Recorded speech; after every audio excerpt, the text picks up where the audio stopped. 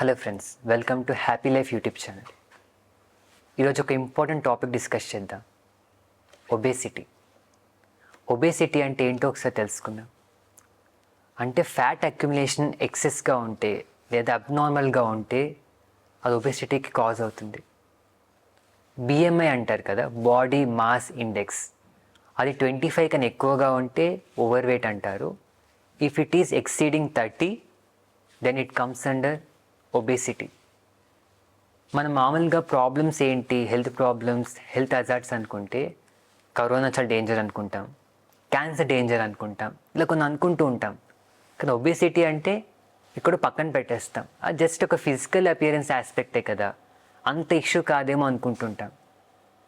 కానీ ఇన్ఫ్యాక్ట్ చూసుకుంటే ఎన్నో సీరియస్ హెల్త్ ప్రాబ్లమ్స్ అన్నిటికి కూడా obesity is the root cause, అది బేసిస్ అవుతుంది.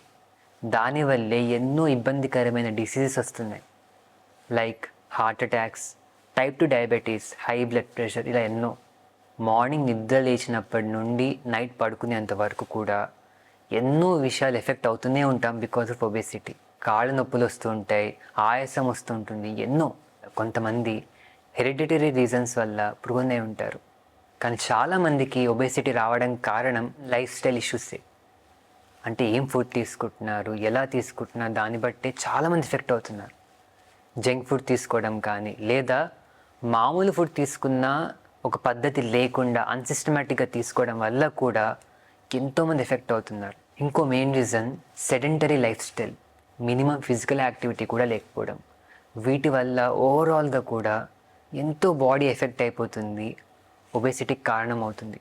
ఎన్ని చోట్ల చూడట్లేదు, news papers, scientific research papers కానీ, ఇంటర్నెట్లో ఎక్కడ చూసినా కూడా గ్లోబల్ ఇష్యూ ఈజ్ ఒబేసిటీ. అంత ప్రాబ్లం క్రియేట్ చేస్తుంది. ఇన్ఫ్యాక్ట్ ఒక స్టాటిస్టిక్స్ ప్రకారం ఒబేసిటీ ఉన్న వాళ్ళకి 7 years వరకు లైఫ్ ఎక్స్పెక్టెన్సీ తగ్గిపోతుంది. అంత ఎఫెక్ట్ చేస్తుంది ఒబేసిటీ. ఇది కేవలం ఫిజికల్గానే ఎఫెక్ట్ చేస్తుందా అంటే కాదు, ఫిజికలీ అండ్ మెంటలీ కూడా. దీనివల్ల యాంగ్జైటీ పెరగడం కానీ, డిప్రెషన్స్ రావడం కానీ, కాన్ఫిడెన్స్ పోయి లో సెల్ఫ్ ఎస్టీమ్ ఉండడం కానీ, ఇలా ఎన్నో రకాలుగా డౌన్ చేసేస్తూనే ఉంటుంది. Obesity is affecting our physical and mental health overall. So care తీసుకోవాలి.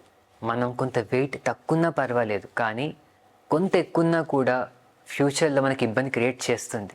ఒక ఏజ్ తర్వాత జనరల్గా మనం వెయిట్ పుట్ ఆన్ అవుతూ ఉంటాం, కాబట్టి ఎలాగో పెరుగుతాం. ఓవర్ వెయిట్ లేకుండా ఎప్పటికప్పుడు చూసుకుందాం. మనం అందరం కూడా ఈ ఒబేసిటీ వల్ల వచ్చే ప్రాబ్లమ్స్ని కానీ, దాని సీరియస్నెస్ని గుర్తిద్దాం, అర్థం చేసుకుందాం. అర్థం చేసుకొని మన లైఫ్ స్టైల్ని ఒక పద్ధతిగా మలుచుకుందాం, హెల్తీగా జీవిద్దాం.